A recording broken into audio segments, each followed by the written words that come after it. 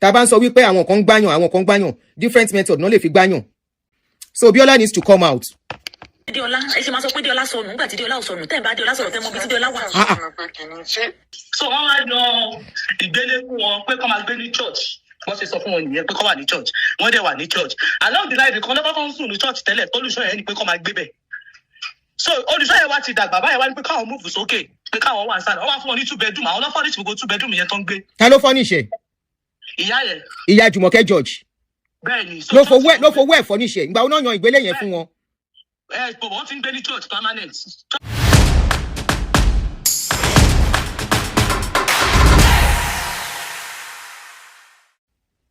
So Biola really needs to come out and explain why this is happening. This is the second time in Biola's interview is being questioned. And I will tell you the first time, even though I don't really watch an interview, since that particular incident, I don't get to watch an interview.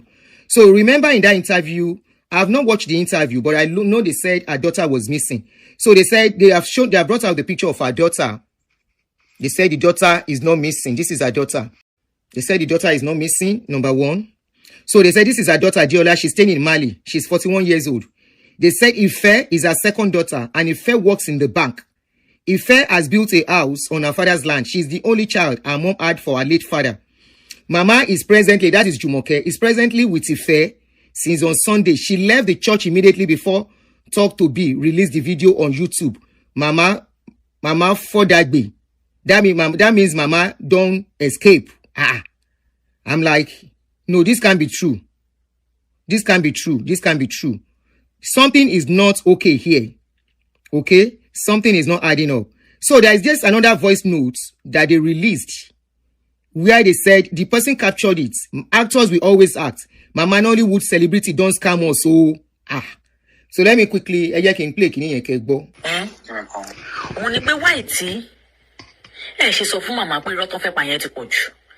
Ipe Diola, ẹ ṣe máa sọ pé Diola sọnù nígbà tí Diola ò sọnù tẹ́ ń bá Diola sọ̀rọ̀ tẹ́ mọ̀ bí tí Diola wà. Sọ fún mi pé kíní ṣé alẹ́ ńgbà tí wọ́n ní kí n yọ fíìmù kọ́mọ̀ sí àwọn fẹ́ ṣe interview náà kò fún mi kan. Interview náà kò fún mi. Wọ́n dẹ̀ ní kí n báwọn yọ fíìmù tó wà ní kíní. Gbà tó di pé. Kẹ báwọn yọ fíìmù tó wà ń bọ̀. Fíìmù tó wà ń para lọ. Kò jẹ́ mi ò fẹ́ bí so that tí Biola bá wọ̀ bẹ̀ wọ́n ni Biola ò fi ní mọ̀ pé ilé wọn ni. Planned work gidi. So the person was asking that. Ẹ mọ nǹkan tí mo ṣe máa yín jàlè lórí. Ṣé ẹ̀ ń gbọ́? Òun ni pé why tí ẹ ṣe sọ fún màmá pé irọ́ tó fẹ́ pa yẹn ti pọ̀. The person said, why didn't you tell Mama that the lie she wants to tell is too much? That her daughter that she declared missing talked to her on a daily basis. She's communicating with the daughter. I'm not the one talking. Mojuwole, kì í ṣe mi nǹkan tèmi rí lórí social media ni mo ń sọ. So what they are trying to imply here is that she took Biola to the church. That she asked where she's living, but she took Biola to the church for people to feel she's living in the church. And she said she has been living in the church for the past 5 to 6 years. But she granted an interview 6 months ago. Something is not adding up for real. She granted an interview 6 months ago, well dressed. So why do Olamawa she show yen in depth? She granted. Kí ló dé tí wọ́n sọ wípé àwọn ní problem ní 6 months ago. Níbo náà ti múra wá 6 months ago. Even the interviewer guy the lady that was interviewing her. That lady said that they heard she was sick sometimes ago. Yes, 6 months ago, yes. And you're calling 6 months ago with who? Hold on. She had an interview. Ó wà lórí YouTube. Mo ti record láre with Onyumomo TV. Somebody said she was at a party in December. Iyawero was also at the party too. Ló bá tán. So ṣé ẹni tó sick láti 5 years ago tí ò nílé tó gbé ẹjọ́. Irọ́ lè mi ò fẹ́. Ṣé tòótọ́ ni àbí irọ́? Mi ò lórí bẹ́ẹ̀ o. Kọ́ má dènà àánú fáwọn ẹlòmíì náà. Tó máa really need àánú gangan. Something is not adding up. I watched that interview. Ẹ jẹ́ kí n play that interview yẹn fún yẹn ní sùúrù. This is 6 months ago. And this person that is talking said, why are you lying, Mama? You talk to your daughter on a daily basis. Ife is not missing. Ife is not missing. That why are you lying? Ife is not missing. That she left to go and grant that interview at that place. And immediately after the interview, she went back to her place. Is it true? That is what we are asking. Now, I learned she said she asked Biola to put down a video. But the bottom line is something is not adding up. There are too many things that are not adding up in this story. Let me tell you one thing. Let me just remind us of one thing. Biola has to come out. Mama drag Biola lori eléyìí. There was a story. I don't know how many of you remember this story. Tag Biola, teba matage. What is all this that is coming out about her? She's well respected to Fungogo controversy now. She's well respected. Okay, why is it that suddenly her daughter came out? Any suru? Why is the daughter coming out suddenly? What are they trying to prove? Shebona oromo won ni. Báwo ni lomo ti jáde? Báwo lomo won ṣe jáde? Now, there was a case that Biola handled some times ago. And since then, that kind of, for me, cast an aspersion on what she's doing. She brought out a girl, a young lady, this face out there. And this lady was saying some things that she was molested by some people that she used to sleep with. You know, all sort of rubbish the girl was saying. And she brought out the interview. People raised funds for the girl. They gave the girl a lot of money. You know, they said they want to rehabilitate her. They want to get her help. They want to do this. Fine. Which is very good. Few days after, Biola came crying out that the girl don't pie. When they brought out the picture, I now came out. I said, no, this girl did not pie. I said, something is not right. This girl did not pie. Because I said, okay, somebody pie. Now she still lie herself on the floor when she pie finish. Lie very well. Laying down very well like somebody sleeping. Nothing was rumpled. If somebody drink poison and that person wants to pie, the person cannot sleep down, cannot lie down smooth. I said, somebody cannot lie down and pie just like that. And I remember some people said, you woman, your own is too much. Kinika. You face your own business, face your own something. It's jealousy. That's why I keep quiet. I begin look. 2 or 3 days after, now they say the girl no pie again. I say, what of the money? We sure the story the girl came to say was truth. I remember I said, no, this girl no pie. This girl no pie is a lie. Something is not adding up. And she started crying. Hey, come back. I said, Biola, who confirmed this girl pie? Who told you this girl pie? From the picture you are looking that they sent to you, does this one look like somebody that has pie? Did you go to the place? You could go to the place to go and interview the girl. What will stop you to go to the place? To go and see the girl, say the girl really pie? Before coming out and telling the world, say the girl pie? If we did not scream out, the next thing you people will be asking for is money to bury the girl. I said the girl no pie. This voice notes that they released now. We pay, mama. Hey, Orobruku. No. I will be so disappointed in this woman. No. She's one of my favorites. I will know I'll be disappointed.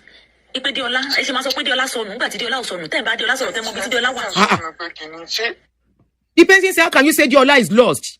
And this same Diola you talk to every day. How can you go to the public and lie to the public that Diola is lost? Let me play some of the interview she granted. She was very lively. At what point did she become sick? What is the nature of her sickness? Doctor will not attend the C1. Evidence the doctor don't read that. Irú kí ni gbogbo eléyìí báyìí. Biola, iṣẹ́ yìí wà fún ẹ o.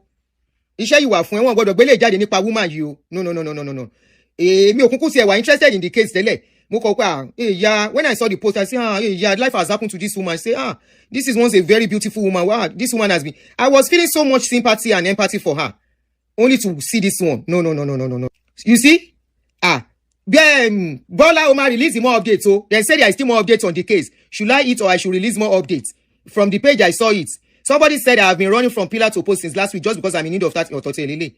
The voice notes. And where they said this is her daughter. Somebody said actors will always be actors. Mama, you don't have money, but as a matron for Ikore. This is another thing I should have even put. I just saw this one. Actors will always be actors.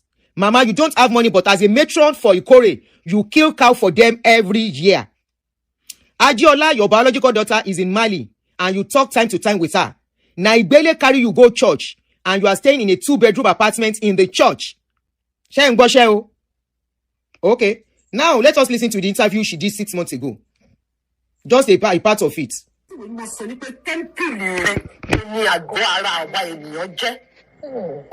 Somebody said, she said, Biola, if you see me, Motiru. Okay, she anytime you read you any toru. She woman you any toru loju yin gba te ri won. Ti Biola mu don lo soke. Even Biola Jimu gon, she was working normally. This is how she has always been working because she has bakasi, very big bakasi. She has very, very big bakasi. So ordinarily, what I expect, the problem I know she's likely to have is knee problem because of her bum. Okay, they said update missing daughter of Jumoke George. She's alive and healthy in Mali. They said we embarked on some investigation and we got some update to share as a good news for all Celestial Church of Christ. Information reaching us confirmed that Adeola left Nigeria 4 years ago. Shengo, 4 years ago, to search for greener pastures, as reported by her mom on the interview with Talk to Bobby. Okay? On contact, our contact got to Mali in search of Diola, and we got to speak with her. So that means she knows her daughter was in Mali or what? So she knows her daughter was in Mali, because according to what I'm reading here, they said our contact got to Mali in search of Diola. So she knows her daughter was in Mali. She was the one that disclosed that, according to what we are reading. CRC put a call through to MC Jumoke George this morning at about 8 a.m. USA time, and she responded. She was informed that her daughter Diola is alive, LD, and all right at Mali. She was counseled not to allow her daughter's whereabouts become a burden on her health condition. She appreciated us and prayed for us. This was put up 1 hour ago. I want other people here. I want to matter. She did. I want to sorrow. So it's a different people talking about the updates. All Google updates is what we'll be looking for. Okay, hold on. I just saw a comment. Yenike said, I went to check her Instagram page to verify the timeline of 6 years of being homeless, but it's not adding up. Thank you, Yenike. Thank you for these comments. Biola lo majade shalaye. Because if Biola can bring 2 people that are questionable, that their interview have become questionable. The first time was that girl, Tola Jambasun. And the girl, she said the girl by herself. After people have contributed and everything. Because I wonder, I said, Biola, you are bringing somebody out with this kind of problem. And you bring their faces out raw. I said, something is not okay. Because I didn't plan to do this. When I saw the interview, I was like, you need to see how well dressed she is 6 months ago. So at what point did she become homeless? That is the question. She said 6 years ago, 5 to 6 years ago, she has been homeless. And she was well dressed for that interview. The daughter that is missing and suddenly showed up. She's in Mali doing well. One of her daughter has a house that she has built in Ibadan. And she lives in 2-bedroom flats. Biola Nicole Loshe investigation. Biola Nicole Loshe investigation. The question we should even be asking was, how did she manage to feel homeless? Anyway, transparency lack of faith. You know, Taban so we pay àwọn different method, no le fi gbanyan. So Biola needs to come out. The same thing. We cannot just be looking at, we are the one messing up things by ourselves. Don't you know what is going on now? Don't you know what is going on among our people? And with different methods. Me, I'm not saying she buy somebody, but we are saying our story is not adding up. But we should ask questions. That is what we are saying. Are you saying anybody can come out and put up crying faces? Is that what we are saying? Are we saying people should come to the public and deceive the people and we will not question it? The same way Agbala Gabriel in Josi, Eni Kama Soro. At the end of the day, Agbala Gabriel is getting richer and getting richer. Who are the people? The property he said he's buying. He's buying properties in his own name for people. The property will become his own. Honestly, we are just one kind of people to get with. We don't question things. Especially because we live in abroad. They feel any extra over because by the time you change it, I contributed is all that matters to you. You don't even know if the people asking you to contribute are using the money for something else. Call me to it. If I raise any money, you can raise. Transparency, honesty is what we are asking for. People that are contributing the money. Okay, somebody sent a message to me and I said, this is 2024 when she introduced a new business. 2024, that is last year. One not introduce business 2024. Iru business iwo ni. To ba je church lo organize yi pe oya, mama, e ba wa raise owó fún public. Ani e ton ye ma worry. E je kin pe won. To ba ni e ma worry, let me call them. Kon wa she interview fún mi. At what point not become homeless? If she's introducing a business in 2024, just last year. At what point? When you kan ru yen, o normal kan ru, she's aging. When you are aging, you don't go fat, you go down. Hello, Aburo. Mo wà lórí live stream. Kí ló ń ṣẹlẹ̀ sọ́rọ̀ ìyá yẹn? Ṣé mo lè gbé sí speaker àbí kí n kọ gbọ́ nǹkan tó fẹ́ sọ? Jẹ́ n gbé sí speaker. Kí ló ń ṣẹlẹ̀ lórí ọ̀rọ̀ ìyá yẹn? Ọjọ́ ẹni mo ti update, kí ló ń ṣẹlẹ̀? This is what really happened. Their time kan wà tí wọ́n lọ sí church. So wọ́n wá yan ìgbélé fún wọn pé kó máa gbé ní church. Wọ́n ṣe sọ fún wọn nìyẹn pé kó wà ní church. Wọ́n dẹ̀ wà ní church. Along the line, kan lọ́kọ́ kan sùn ní church tẹ́lẹ̀ tólùṣọ́ yẹn ni pé kó máa gbé bẹ̀. So olùṣọ́ yẹn wá ti dàgbà báyẹn wá ní pé káwọn move sókè pé káwọn wà nsàlẹ̀. Wọ́n wá fún wọn ní 2 bedroom. Àwọn náà furnish gbogbo 2 bedroom yẹn tó ń gbé. Ta ló furnish ẹ̀? Ìyá Jùmọ̀kẹ́ George. Bẹ́ẹ̀ni. Ló fowó ẹ̀ fọ́níṣẹ́. Ìgbà wo náà yan ìgbélé yẹn fún wọn? But wọ́n ti ń gbé ní church permanent. Church dẹ̀ ti jẹ́ kó máa gbé bẹ̀ yẹn forever. Kó máa fi jáde lọ láyé. Okay, gẹ́gẹ́ bí bona fide strong member. Bẹ́ẹ̀ni. Apart from ìgbélé. Bẹ́ẹ̀ni. Okay. The church ló ní kó máa gbé. Okay. Then in that church, kò ṣe pé kìíní we made different calls to that church yesterday. Wọ́n sọ pé àwọn ọlọ́mọ ra màálù fún wọn lọ́dọọdún tó bá ń ṣèkórè. Ìyẹn ìyá tó lóun ò nílé. Bẹ́ẹ̀ni. Ló ra màálù fún church lójoojúmọ́, the same church tó ń sọ yìí. Bẹ́ẹ̀ni, every year. Okay. Wọ́n ra màálù fún wọn. Okay. Ìyẹn ẹ̀kọ́. Ọmọ tó sọ wípé àwọn ò rí. Àwọn àtọmọ yẹn máa ń sọ̀rọ̀ bọ̀ wọn ò agree. Okay. Kì í ṣe pé bóyá wọn ò bá ọmọ sọ̀rọ̀ wọn kàn agree pẹ̀lú ọmọ yẹn ni. Wọn ò agree pẹ̀lú ọmọ, kò ń ṣe pé wọ́n wá ọmọ. Tó bá wá ọmọ wá ti wá wanted àbọ̀mọ́ sọnù. Mo ń gbọ́ ẹ. Abiyamọ ò lè máa wọ́ ọmọ ẹ̀ kó keep quiet for years. Bẹ́ẹ̀ni. Then from what the driver said, àti lady kan báyìí tọ́jọ́ sọ̀rọ̀ voice note tí mo gbé sórí. Tí mo rí lórí page ẹ̀. Tó wà lórí page mi. Ìyẹn sọ wípé wọn ò sọ fóun kóun máa parọ́ tó yẹn. Bọ́bà ní pé kóun yọ fíìmù kó òun ò bẹ̀rẹ̀ wọ́n sọ fóun fẹ́ ṣe interview fóun ò mọ̀ pé nǹkan tó fẹ́ ṣe nìyẹn. Mo ń gbọ́ ẹ, mi ì fẹ́ interrupt ẹni. There is nothing wrong kí ọwá sí public láti wá tọrọ owó bọ̀ yín ò ní láti parọ́. Ìgbà tó wá parọ́ tó gbogbo church wá wò pé wá sákò ní church láti jọ yẹn. Wọ́n ti sá kúrò ní church. Wọ́n ti sákò ní church bọ́ ẹ ṣe interview tán. So ìyá ò sí church mọ́ báyìí. Yá ò fi church. Ìwọ ọmọ church yẹn. Àdírẹ́sì wà. Now, so ṣé wọ́n nílé tí wọ́n tó ń gbé? Wọ́n rented apartment ló ń gbé kó tó lọ sí church. Okay. It was a rented apartment. But pèsè dem máa fún yín, wọ́n máa fún láwọn message kan tó bá ti apply sense ibẹ̀ ló máa darúgbó sí. No, go ahead, come again. Sẹ̀lẹ̀, ọmọ Sẹ̀lẹ̀ ni mí. Tó bá fún ẹ láwọn message kan tó bá fọpọlọ sí Sẹ̀lẹ̀ ló máa gbé forever. So what? Ẹni tọ́lọ́run ò pè, wọ́n á máa sọ fún ẹ kọ́lọ́run pè ẹ́ pé kò wá bẹ̀rẹ̀ sí ní kó wàá máa wá ní ṣọ́ọ̀ṣì, wàá máa lọ, wàá máa bọ̀. Sẹ̀lẹ̀ ló ní pátá yẹn lọ́wọ́. So bóyá wọ́n fún yà ní mo ń gbọ́ ẹ. Ìgbélé pé ọmọ àgbà máa fún yàn message pé wà ní church kò máa ṣe báyìí. So from what the little. Okay, now I'm getting something now from what you are saying now. Now I'm getting something. Ìgbà wo náà ṣó o ní àìdí àgbà tó ń bẹ̀rẹ̀ ìgbélé yẹn? Àwọn tí wọ́n church kò ń ṣọ̀rọ̀ 3-4 years o. Ìyá ti wá go broke. Ó ti yé mi sí. So it's making sense. Now it's making sense. Which was what I suspected initially. Ìgbà tí mò ń wo fídíò yẹn. Ìgbà ṣé kìí ṣe pé ìyá yìí ìgbà tó ń fún ní gbélé tó ń gbé ibẹ̀ kò rí owó mọ́ láti jẹun lọ títí. No ṣe púùlù stọ́ǹtì yìí. People come out to tell people help me kújọ́ mẹ́ta o mo sì kà báwọn kan bọ̀ àwọn ọwọ́ kan wà ó jẹ́ kó mọ̀ bá ṣe yẹ máa tú. Ọmọ wọn yẹn sọ wípé òun ò mọ iye òun dìgbà tóun di 12 years. Ìyẹn ọmọ wọn tí wọ́n sọ pé àwọn tí ò bá wọn sọ̀rọ̀ yẹn tí ò tán parọ́ pé. You have the what? I have the voice record on my phone. Send it sí mi jọ. Màá fún yín ẹ trust me. Say trust àbúrò mi. Send it sí mi. So from what is going on that I can really deduce from the old story is that she was asked to stay in church for ìgbélé láti be some years ago. Ìgbélé yẹn means o lè jáde o lè lọ jẹun níbi kankan ìyá was there. No, lè jáde tó bá jáde náà church ló máa padà sí. Church ló tún máa padà sí. Bẹ́ẹ̀ni, okay, wọ́n máa ń jáde. Bẹ́ẹ̀ni, wọ́n jáde náà. Wọ́n lọ ṣe movie dáadáa náà. Everything is getting clear now. Ọlọ́run ayọ̀yà. Wọ́n ṣe movie kò ń ṣe pé bí yẹn wọ́n lè sọ pé àwọn òṣèré wọ́n ṣe movie wọ́n lówó náà.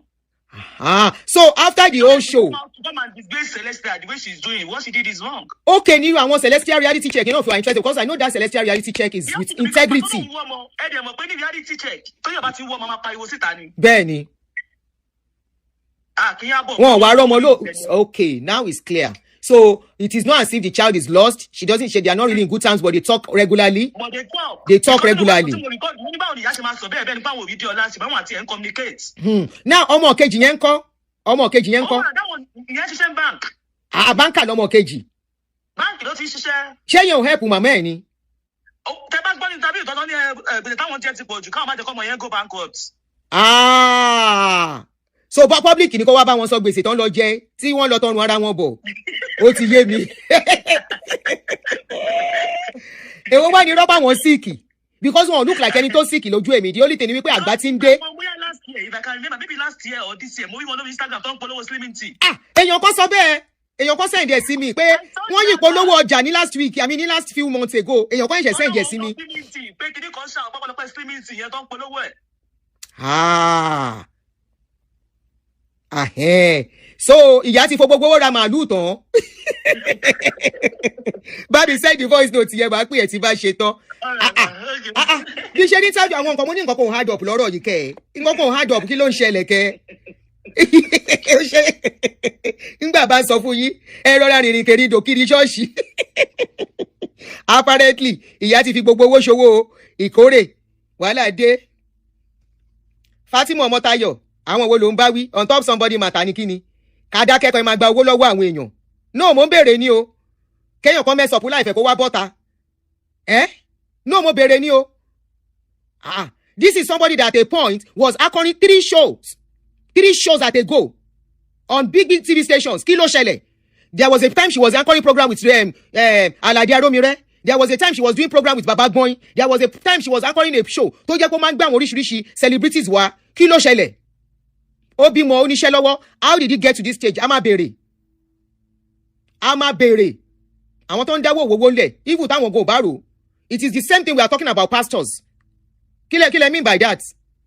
Èèyàn kan ló rán wọn ṣẹ́ nìkan lọ sùn gbélé sí church. Why did she come out lying? Wípé àwọn ò rá àwọn ọmọ wọn. Àwọn ò rá àwọn ọmọ. Báwo lọmọ ṣe wọ debt because of her? Tọ́wọ́ fi wá fẹ́ fún wọn ní nǹkan kan mọ́. Ẹ yẹ ká sọ̀rọ̀ síbi tọ́rọ̀ wà kẹ́lòmí lè learn from it. À ń béèrè question ni. Fọláṣadé, Aunty Adunni ẹ má jẹ́ ká judge. Judge à ń béèrè questions. Before concluding on the matter, voice notes are coming out already. See, Celestial Reality, àwọn náà ṣe investigation wọn. They might not come out with the whole truth, but they are doing some investigations already. Wọ́n ti ṣe investigation yẹn kan ló ní kán lọ fowó. À ń béèrè ni. Ẹ wẹ̀ kóra yín sọ̀hún. Téèyàn bá ń béèrè question ló ń judge nìyẹn. Ẹ máa sunkún just stop judging. Continue to cry stop judging. Everybody does not have the same brain tẹ́ni. Iṣẹ́ ogun ẹ̀ ló kárí irú ọpọlọ tẹ́ni. Tẹ́ ẹ lè béèrè question. Tọ́ bá béèrè question wọ́n judge nìyẹn. À ń sọ wípé kán bọ̀ta pẹ̀lú gbogbo allegations yìí. Let her come out. Kán wá ṣàlàyé. Why tán kúrò ní church immediately tán gbowó tán? Why did she leave the church? Immediately people started donating to her. All over 5 million non donate fún wọn. Why did she leave the church? Ṣèbọn ní church làwọn ń gbé láti 7 years àbí 6 years. À ń sọ̀rọ̀ àwọn pastor kan yé gba owó. Biola, this is the second time I'm having problem with people you are bringing on your podcast. This will eléyìí máa rob integrity rob you of your integrity. It will rob you of your integrity. The first time you brought out a young girl, then the girl wants to pay herself. Ipe kini kan ṣẹlẹ̀ sí, people donated. Few days after, you said the girl don't pay. I remember I said the girl no pay, but she why not nìyẹn ṣe pé Aunty Adunni you can judge too much. Aunty Adunni instinct tèmi ò ń parọ́. Instinct mi ò ń parọ́. When I feel uncomfortable with something, trust me, that what I'm saying is going to be right. This is Joy Zacchaeus. One of the circle on church ló máa kó bá yín. She doesn't want to share the loot with the church.